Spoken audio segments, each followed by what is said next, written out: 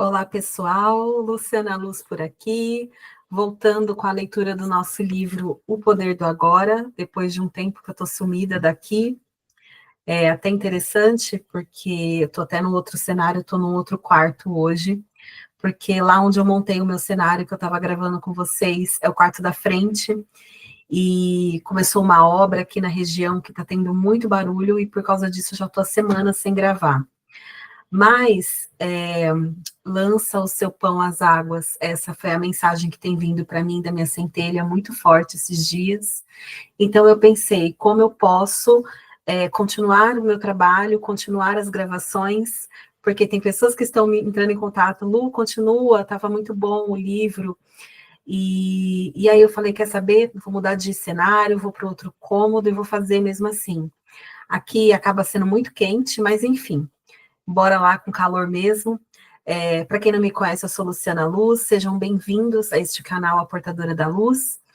Eu sou terapeuta, sou apômetra, professora de apometria, eu tenho um curso de apometria. Para quem tiver interesse, eu vou deixar o link diretamente para o meu WhatsApp aqui embaixo. Nós temos grupos de WhatsApp, onde são gratuitos, onde eu trago mensagens a cada 2, 3 dias, mensagens de elevação, de ascensão, de autoconhecimento. Nós temos um trabalho dentro desses grupos de apometria coletiva, que acontece a cada 15 dias, inclusive essa semana, na sexta-feira, dia 14, às 8h30, nós temos outra sessão de apometria coletiva. A apometria coletiva é um trabalho que eu faço praticamente caritativo, porque só tem uma energia de troca, que geralmente é 20, R$ 25, e você participa da nossa sessão de até 2 horas, onde recebe tratamento espiritual bem forte, bem legal. Eu tenho tido vários depoimentos, mas depois eu conto lá no meu Instagram. Vou deixar aqui o meu Instagram para vocês, quem quiser entrar em contato. Eu estou sempre postando reels, postando stories, para vocês me seguirem lá. Então, bora, gente. Nós estamos no capítulo 2 do livro, do Poder do Agora. Deixa eu colocar aqui para vocês, transmitir para vocês. Já tem bastante tempo que eu não gravo, então vamos retomar. Hoje nós vamos falar do dissolvendo o sofrimento na vida das mulheres, mas no último capítulo nós trabalhamos dissolvendo o sofrimento do passado, falamos um pouco sobre o passado que o Eckhart traz aqui para nós, e também trouxemos aqui esse daqui que foi, eu passei tão depressa, o que acontece ao sofrimento quando nos tornamos conscientes o bastante para romper a identificação com o sofrimento. Foi incrível esse capítulo. Inclusive, esse pedacinho, esse trecho, eu sou apaixonada por ele, tanto que eu tenho ele todinho grifado aqui no meu livro, não sei se está dando para vocês verem, todo marcado, essa parte é incrível, né? O que acontece com o sofrimento quando nós saímos da inconsciência, quando nós nos tornamos conscientes de que o sofrimento existe.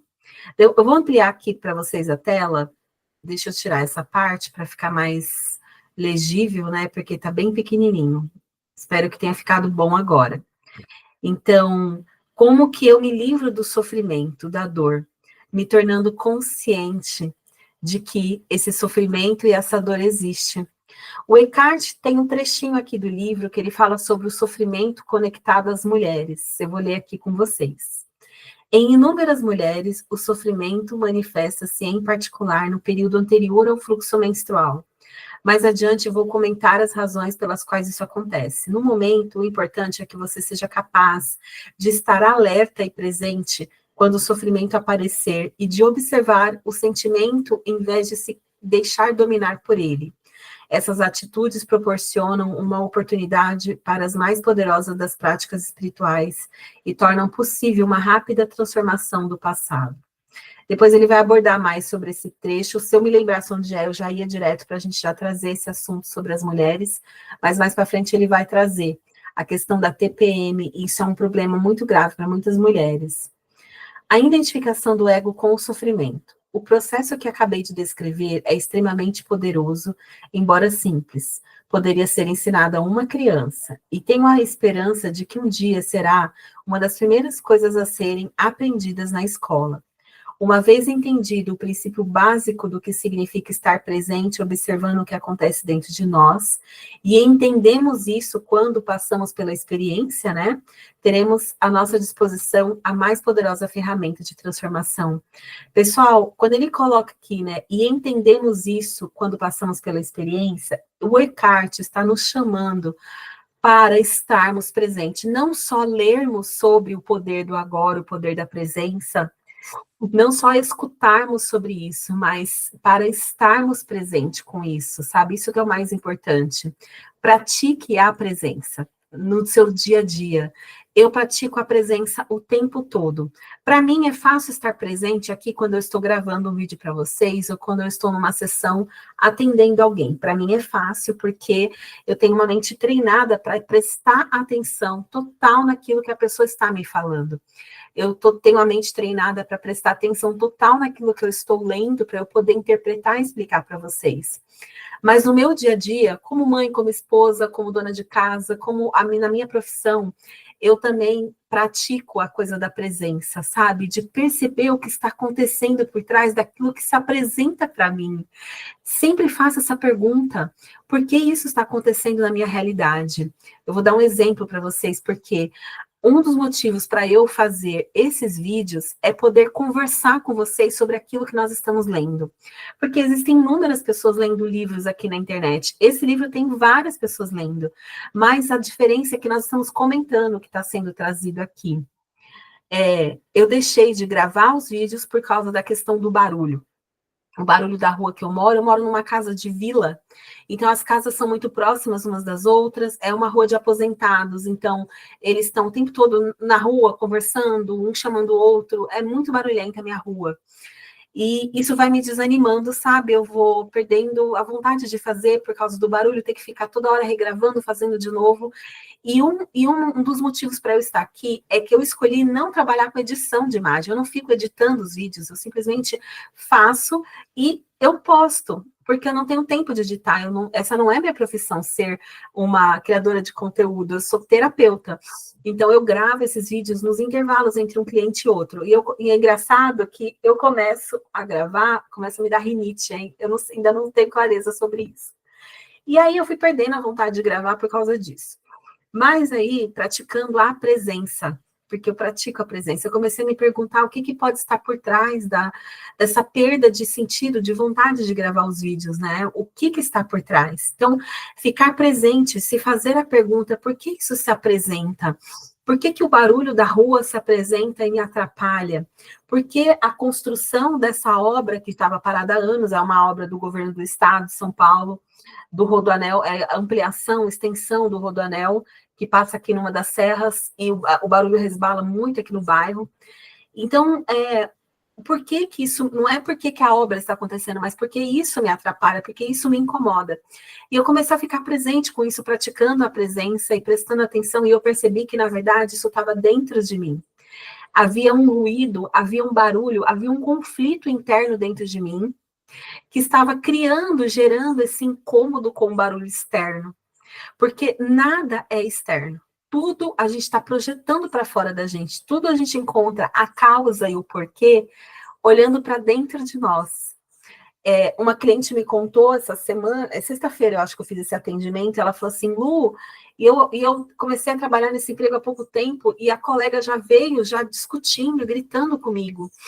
E na hora eu tive vontade de gritar e xingar ela, mas eu me lembrei, era como se eu ouvisse a sua voz. Ela é minha cliente de terapia. É como se eu ouvisse a sua voz dentro da minha cabeça.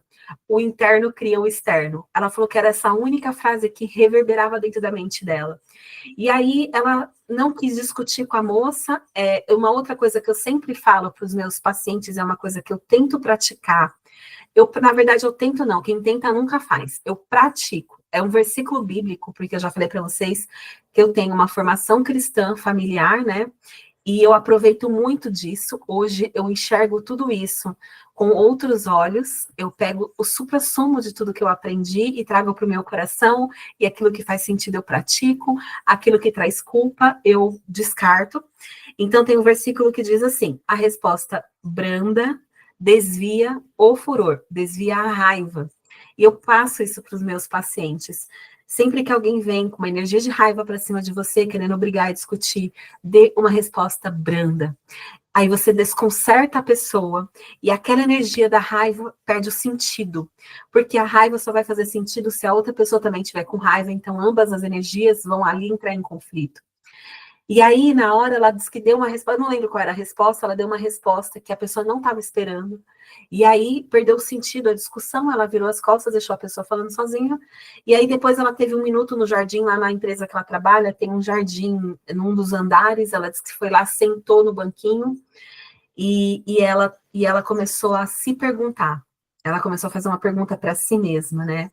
O que dentro de mim criou essa ação externa?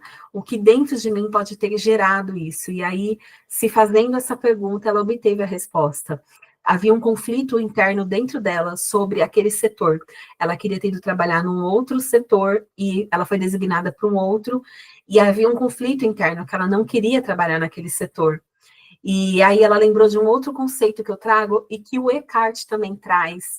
A autora Byron Katie, no livro Ame a Realidade, que é um livro que eu já li online também. Eu preciso postar ele aqui no meu YouTube, que eu postei no outro canal. A Byron Katie também bate muito nessa tecla, e, na verdade, todos os mestres orientais batem nessa tecla do aceite a sua realidade. Aceite o que está vindo na sua realidade, no Ho'oponopono também fala isso, né? E a partir do momento que você sentir um conflito, você pode consertar essa realidade, mas primeiro você precisa aceitar ela. De um lugar de aceitação do que está acontecendo, eu sou capaz de gerar uma mudança, de gerar uma transformação. Então, ela disse que na hora ela começou a aceitar dentro do coração dela, ok, eu não queria ir para esse setor, mas foi o setor para onde me enviaram. E eu aceito de bom grado, estava desempregada. Não é assim, aceita o que vem, seja grata. Não, não é nesse sentido. É no sentido do autoconhecimento, de enxergar dentro de mim o que foi que criou aquilo. É um conflito, era uma discrepância da realidade. Ela queria ir para outro setor, mas havia algo dentro de si que gerou isso externamente, entende? Todo movimento interno gera um movimento externo. E aí, olhando para isso, aceitando a realidade e fazendo perguntas, ela precisa se fazer perguntas, né? De qual é a causa desse efeito, ou seja, a causa. Qual que é o efeito? O efeito é que eu fui trabalhar, fui admitida na empresa que eu queria, check, legal, ganhando até mais do que ela estava esperando, check, mas não foi para o setor que ela queria ir. Então, aí eu vou ficar com raiva, eu vou ficar triste, chateada, eu vou ficar com uma energia de raiva, entrando em conflito com os meus colegas. Não, eu vou olhar dentro de mim o que criou essa mudança. E se a mudança for boa? O aprendizado, é muito importante que a gente olhe para o aprendizado de tudo. O que eu posso aprender nesse setor? É desconfortável esse setor? Então, o que eu posso aprender desse desconforto? Entende? Como eu posso me desenvolver diante desse desconforto? Porque as grandes mudanças da nossa vida geram desconforto. Porque a única certeza que nós temos nessa vida é a mudança. A mudança e a transformação é a única certeza. Nada está parado, estagnado. Se está parado, estagnado, tem alguma coisa errada. E não é com os outros, é conosco. Então, o Eckhart, por que eu amo esse livro? Ele traz isso lindamente, quando ele diz aqui, e entendemos isso quando passamos pela experiência, ou seja, um chamado à prática. Comece a praticar a presença, que você vai entender qual que é a diferença e a transformação. Ela é uma ferramenta poderosa de transformação, ele está nos dizendo aqui. Continuando o livro, não nego que podemos encontrar uma forte resistência interna tentando nos impedir de pôr fim à identificação com o sofrimento, né? Então, a gente quer mudar o sofrimento na nossa vida, a gente quer parar de sentir a dor e o sofrimento, mas, ao mesmo tempo, existe uma força contrária, existe uma resistência a sair do sofrimento. Quem é que está por trás dessa força? Vamos ouvir todo mundo dizer ego, é o ego. Então, vamos entender. Isso acontecerá particularmente se tivermos vivido intimamente identificados com o sofrimento. Amores, quem é que vive ligado, identificado com as coisas desta vida. É o ego, é ele que se identifica, inclusive com o sofrimento emocional. Durante a maior parte da vida, e se tivermos investido nele uma grande parte da nossa energia, do nosso tempo nesse sofrimento, né? Ou mesmo todo o nosso sentido de eu interior. O que ele está dizendo aqui? O quanto eu investi da minha identificação, do meu eu sou, com o sofrimento que eu estou vivendo ou que está se apresentando para mim. O quanto da minha energia eu coloquei nessa dor e nesse sofrimento. É isso que ele está dizendo. Isso significa que construímos um eu interior infeliz por conta do nosso sofrimento. E acreditamos que somos essa ficção fabricada pela mente. Nesse caso, nosso medo inconsciente de perder a identidade vai criar uma forte resistência a qualquer forma de não identificação ou a qualquer forma de tentativa de mudança na nossa vida. Em outras palavras, você preferiria viver com o sofrimento, ser o sofrimento, a saltar para o desconhecido, correndo o risco de perder o seu eu infeliz, mais familiar, eu interior. Olha só que interessante, do que ele está falando aqui? Ele está falando que muitas vezes o ego prefere permanecer, prefere viver com o sofrimento, ser um com o sofrimento, do que viver algo desconhecido. Porque o que nos causa desconforto quando nós estamos prestes a passar por uma transformação, por uma mudança? É o medo do desconhecido. Eu tenho medo do que vai acontecer se eu, por exemplo, mudar de trabalho, mudar a carreira, se eu escolher pôr um ponto final nessa relação tóxica e doentia que eu vivo com essa pessoa, ou comigo mesma, de repente eu vivo uma relação tóxica e doentia comigo mesma, com muita baixa autoestima, com muito sofrimento, com muitas culpas e acusações. O que você tem carregado com você? Né? Que você precisa pôr um ponto final e viver uma mudança, uma transformação real. E o ego vai resistir, porque às vezes o ego prefere ficar na dor e no sofrimento, que é mais conhecido, do que saltar para algo que é desconhecido. Às vezes, ser feliz, se abrir para a alegria, é algo desconhecido para ti, era desconhecido para mim. Se esse é o seu caso, voltando aqui para o livro, observe a resistência dentro de você. Observe o seu apego ao sofrimento. Esteja muito alerta. Observe como é estranho ter prazer e ser infeliz. Como pode, né? O ego desenvolve prazer por ser infeliz. Amados, quantas pessoas nós conhecemos que têm um prazer esquisito, estranho de ser infeliz. Aonde elas encostam, elas estão reclamando da vida. Elas estão reclamando daquilo que elas não querem mais. E todos nós sabemos o que é a palavra reclamar. A palavra reclamar significa clamar duas vezes. Ou seja, aquilo que eu não quero mais viver, eu estou falando daquilo. Lembra que eu falei no capítulo passado da narrativa? A narrativa é a historinha que a gente está contando sobre a vida, sobre a nossa vida.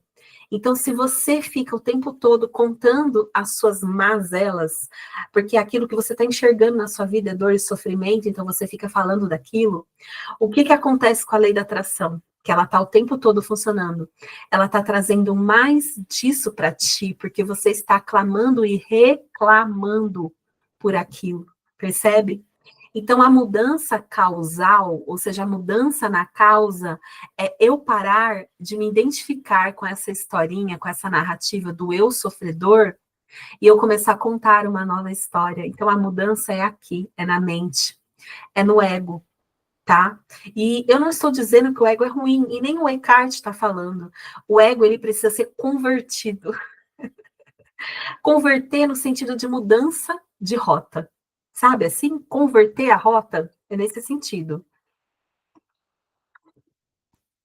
Mais para frente, o Eckhart vai trazer um pouco da solução de tudo isso para nós. Então, aqui ele está dizendo: observe como é estranho ter prazer em ser infeliz. Observe a compulsão de falar ou pensar a esse respeito. A resistência deixará de existir se você torná-la consciente. Poderá, então, dar atenção ao sofrimento, estar presente como testemunha e iniciar a transformação. Então, faça-se a pergunta: em que lugar dentro do meu ser eu ainda tenho um prazerzinho, uma compulsão em contar uma historinha triste sobre mim? Em que momentos da minha vida eu uso o eu sou, que é o verbo de Deus, é o verbo da criação de Deus, para dizer que eu sou alguma coisa negativa? Que historinha você está contando aí, amado, amada? Só você pode fazer isso. Não tem salvador. Não tem ninguém que vai vir te salvar de você mesmo. Só você pode fazer isso. Ninguém pode fazer por você. Mas caso tenha bastante sorte para encontrar alguém intensamente consciente, se puder estar com essa pessoa e juntar-se a ela no estado de presença, isso poderá ser de grande utilidade, acelerando o processo. Então, eu vou aproveitar aqui e vou fazer de novo o meu jabá, minha propaganda. Vem para os meus grupos de WhatsApp gratuito. Eu estou te fazendo a pergunta porque eu sou essa pessoa intensamente consciente. Essa pessoa sou eu. Porque aonde existe inconsciência, eu estou sempre varrendo dentro de mim. E eu sempre encontro lugares onde existe inconsciência e trago tudo isso para a presença. Para a presença divina, eu sou dentro de mim. E essa é a presença que o Eckhart está falando. Quem você sabe que eu recebi, até vou comentar aqui, bem interessante, que a gente pode até esclarecer o que é essa presença. Eu recebi uma pergunta de uma pessoa que se diz, tentando se desidentificar com uma religião muito conhecida, onde ela foi criada, que também é uma religião onde eu fui criada, e aqui não é sobre falando mal de religião. Eu tenho muito orgulho da família onde eu fui criada e da religião que eu fui criada. Eu aprendi muita coisa ali que eu trago hoje para a minha vida, e o que eu não serve mais, eu simplesmente deixo passar, entende? E essa pessoa recentemente está saindo da religião, tudo se desidentificando, e ela perguntou para mim assim, Lu, eu estou ouvindo o livro, né? Estou lendo o livro junto com você, ela até comprou o livro físico também para acompanhar. E ela falou assim, Lu, essa presença que o Eckhart fala, né? O poder do agora, o poder da presença, o que é essa presença? Porque em nenhum momento do livro ele falou a palavra Deus. Eu achei tão interessante isso, né? Em nenhum momento ele falou a palavra Deus. Que presença é essa que ele fica falando? Porque se não é a presença de Deus, é a presença de quem? Eu achei tão interessante, me fez refletir muito esse questionamento dessa colega, me fez refletir bastante. Porque eu fiquei pensando o seguinte, a mente que ainda está se fazendo esses questionamentos é uma mente que ainda está muito mergulhada na dualidade. A dualidade, o que é a dualidade? A dualidade é a árvore do bem e do mal. A dualidade é o feminino, o masculino, as identificações.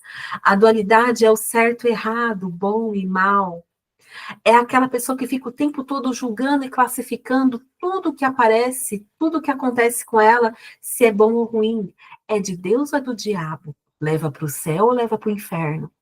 Isso é um programa dessa realidade que a gente vive. É o programa da dualidade. É a mente que está sempre dividida. Então, uma mente dividida, ela não consegue encontrar a unicidade, a unificação do eu sou em mim. Então, uma mente que pensa que a presença, estar presente, significa algo negativo, é na presença de quem eu estou, porque se não falou a palavra Deus, então a presença de quem? Embora, dentro do livro, o Eckhart use sim esse termo, gente, é só um termo. A palavra Deus é só uma palavra. Ele fala, assim, em alguns momentos, ele cita até alguns versículos bíblicos. Ao longo do livro, nós só estamos na metade do segundo capítulo. Tenha calma e paciência, amada. Mas, para além da dualidade de Deus, pense na palavra Deus como apenas uma palavra. Sabe por que eu estou falando isso? Porque a palavra Deus é só um idioma que nós falamos aqui no Brasil. como nos Estados Unidos é God, como lá, vamos pensar nos povos árabes, eles usam a palavra Allah, é Deus, está designando Deus. Os povos iorubás africanos têm outros termos para designar Deus, Olorum, e tem uma outra palavra que eu me esqueci, em Iorubá, que designa Deus, Oxalá, se eu não me engano também a palavra Oxalá se refere ao Deus maior, ao Deus criador.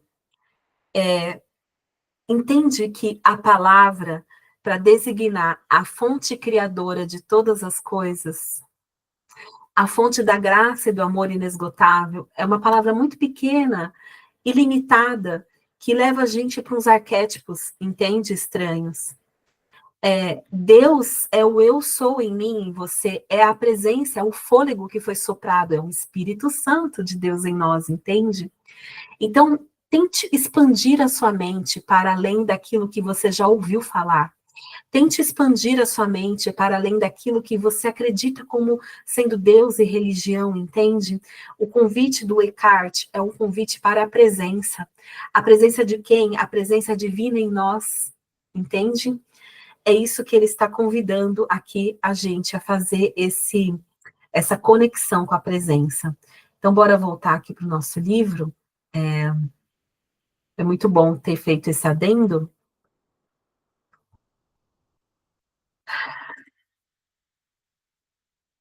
Então, onde eu parei aqui, ninguém pode fazer por você, mas caso eu tenha bastante sorte para encontrar alguém, eu venha para os meus grupos de WhatsApp.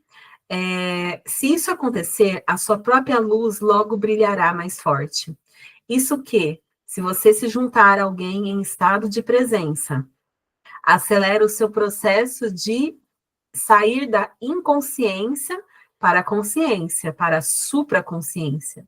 Se isso acontecer, a sua própria luz logo brilhará mais forte. É a energia que a gente chama de fósforos, que é o eu acendendo a luz interior. Quando colocamos um pedaço de lenha que tenha começado a queimar há pouco tempo perto de outro que está queimando vigorosamente, e depois separamos os dois novamente, o primeiro tronco passará a queimar com uma intensidade muito maior, aquele que já estava queimando. Afinal de contas, é o mesmo fogo. Se um fogo dessa natureza é uma das funções de um mestre, ser um fogo dessa natureza é uma das funções de um mestre espiritual. Eu não me coloco aqui como guru, como mestre de ninguém, mas eu estou dizendo para você que eu me movimento muito na direção da presença divina. E se você quiser manter esse fogo aceso dentro de você, essa energia do fósforos, que é a minha energia, por isso o meu canal chama A Portadora da Luz, que é o significado do meu nome, Luciana, aquela que acende o fogo, aquela que porta a luz. Eu estou convidando você para vir manter acesa essa sua lenha interna, esse seu fogo interior, tá? Ser um fogo dessa natureza é uma das funções do mestre espiritual. Alguns terapeutas estão aptos a preencher esta função, desde que tenham alcançado um ponto além do nível de consciência e sejam capazes de criar e sustentar um estado de presença intensa e consciente enquanto estiverem trabalhando com você. Eu me coloco nesse lugar. Ai, deixa eu dar uma secadinha aqui, porque o óculos começa a escorregar, porque eu tô suando, tá calor aqui dentro. Se ligar o ventilador, vocês não vão me escutar. A origem do medo. Então, agora nós estamos entrando já no outro capítulo, dentro do capítulo 2, um outro subtítulo. Eu esqueci de marcar quanto tempo nós estamos aqui. A origem do medo. Você mencionou o medo como uma parte do nosso sofrimento emocional latente. Porque, lembrando, quem não está assistindo os outros vídeos desse livro, o livro é escrito a partir dos workshops que o Eckhart dava. Então, são perguntas e respostas. Então, a pessoa está perguntando, você mencionou o medo como uma parte do nosso sofrimento emocional latente, porque há tanto medo na vida das pessoas, uma certa dose de medo não é saudável. Se eu não tivesse medo do fogo, poderia colocar minha mão dentro dele e me queimar. E aí ele vai explicar. A razão pela qual não colocamos a mão no fogo não é o medo, e sim a certeza de que vamos nos queimar. É uma consciência, não é? A gente está consciente de que se eu pôr a mão ali, vai queimar, né? Não é preciso ter medo para evitar um perigo desnecessário. Basta um mínimo de inteligência e bom senso. Nessas questões práticas, é muito útil aplicarmos as lições do passado. Mas se alguém nos ameaça com fogo ou com violência física, talvez experimentemos uma sensação como medo. É uma reação instintiva ao perigo, sem relação com a doença psicológica do medo de que estamos tratando aqui. A doença psicológica do medo não está presa a qualquer perigo imediato, concreto e verdadeiro. Manifesta-se de várias formas, tais como agitação, preocupação, ansiedade, nervosismo, tensão, pavor, fobia e etc. Tudo que o terapeuta trata em clínica, né? Esse tipo de medo psicológico é sempre de alguma coisa que poderá acontecer, não de alguma coisa que está acontecendo neste momento. Você está aqui e agora, ao passo que a sua mente está lá no futuro, está acelerada. Essa situação cria um espaço de angústia, e caso estejamos identificados com as nossas mentes e tivermos perdido o contato com o poder e a simplicidade do agora, essa angústia será a nossa companhia constante. Eckhart aqui está respondendo um monte de doenças. Na verdade, eu vejo o poder da presença, o poder do agora, como um tratamento da grande maioria das doenças psíquicas, comportamentais que a gente tem no atual momento da história da humanidade. Principalmente depois da pandemia, nós temos um quadro de muitas pessoas vivendo ansiedade, depressão, síndrome do pânico e vários outros distúrbios que ainda estão sendo estudados, né, pela ciência, pela neurociência. Então, aqui ele está falando, ele está dando uma resposta para vários tratamentos. Você está aqui agora, mas a sua mente está acelerada no futuro. Isso acontece comigo até aqui na leitura do livro. Eu estou lendo o livro, mas aí me vem um pensamento acelerado sobre alguma coisa. Por exemplo, eu preciso fazer o almoço. Por exemplo, daqui a pouco eu tenho um horário de atendimento. E aí, por um mísero segundo, a minha mente sai daquilo que eu estou lendo, porque a gente tem essa capacidade de ficar lendo algo sem estar entendendo, porque a mente está em outro lugar. E aí eu dou uma perdidinha aqui na história. Isso acontece o tempo todo. Eu tenho que estar chamando a presença o tempo todo, esquecendo do que está acontecendo, esquecendo que o meu marido está ali na cozinha arrumando a fiação, que deu um problema, esquecer que vai cair uma tempestade, eu tenho que buscar minha filha no metrô, eu tenho que estar totalmente concentrada no que eu estou falando e fazendo aqui. E às vezes a nossa mente se acelera no futuro.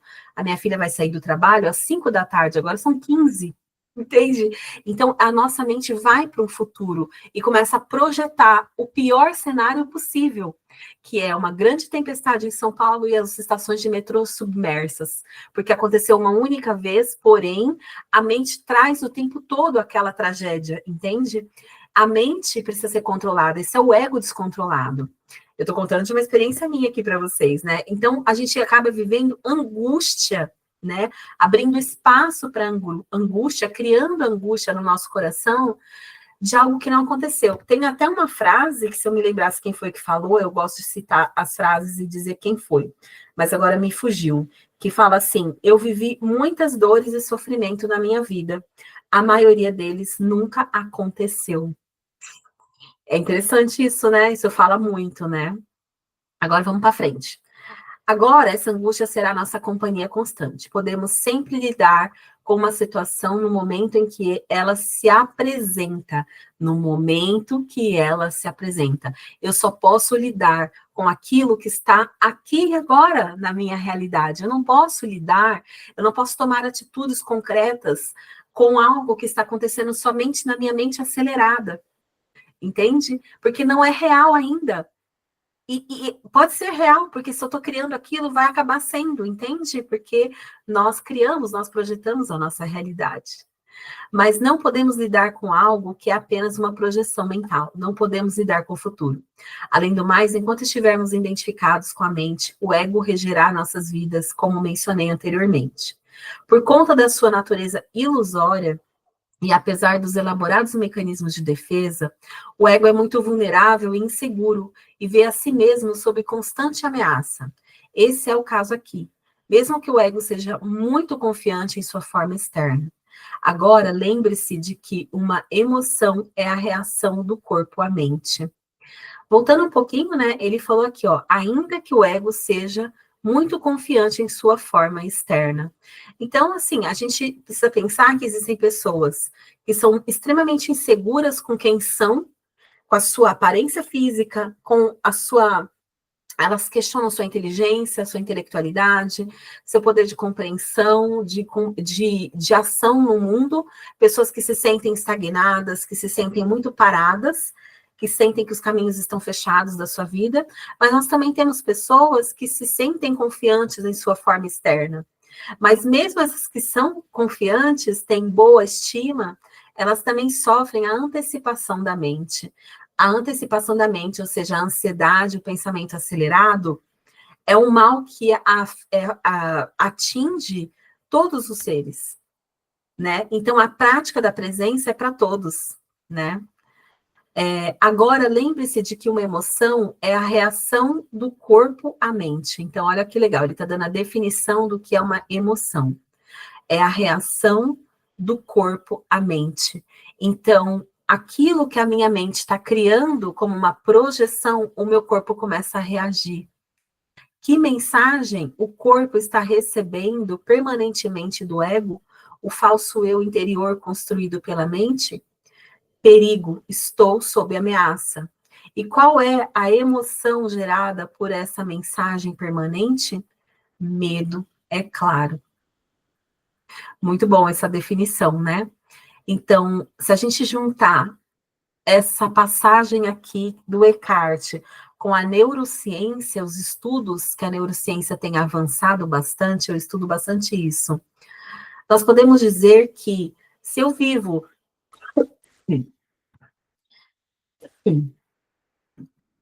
Começa a falar muito, a garganta começa a ficar seca. Se eu vivo em estado acelerado da minha mente, ou seja, se eu vivo em estado de medo, o que acontece com o corpo humano quando a gente está muito tempo sob estado de medo? A gente tem descargas hormonais no nosso corpo, né? Que as nossas glândulas fazem no corpo. Então, por exemplo, o hormônio do estresse, que é o cortisol. Então, se eu vivo o tempo todo em estado acelerado, ansiedade, síndrome do pânico, muito medo, eu estou o tempo todo enviando uma mensagem para o meu cérebro descarregar esses hormônios, esse hormônio que é o cortisol.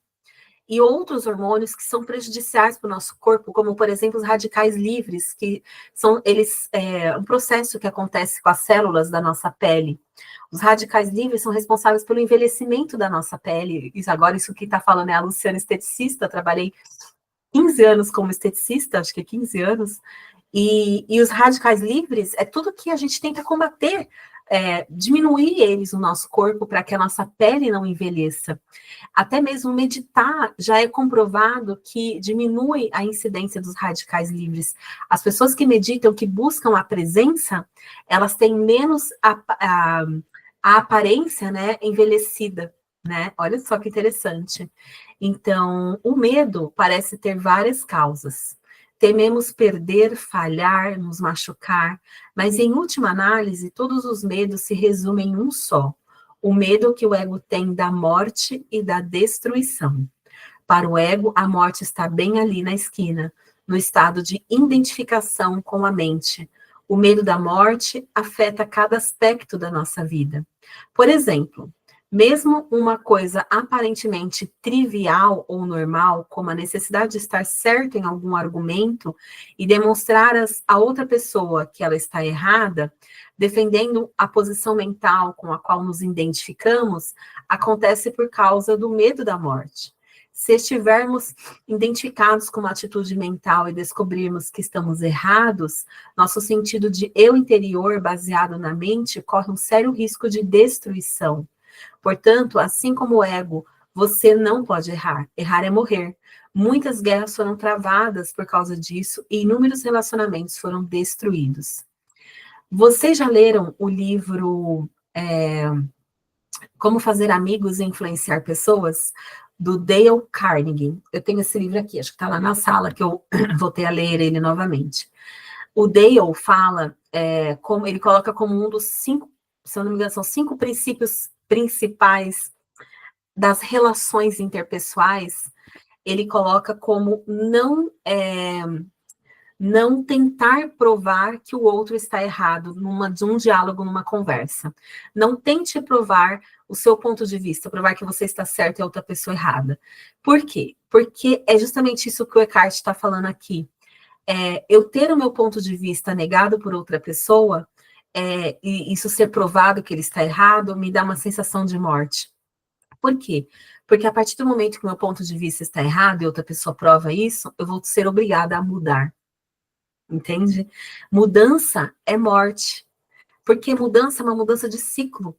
Então, a mente que se identificava com essa base de crenças antiga, vai precisar morrer para que uma nova base de crenças surja e um novo eu com novas ideias renasça.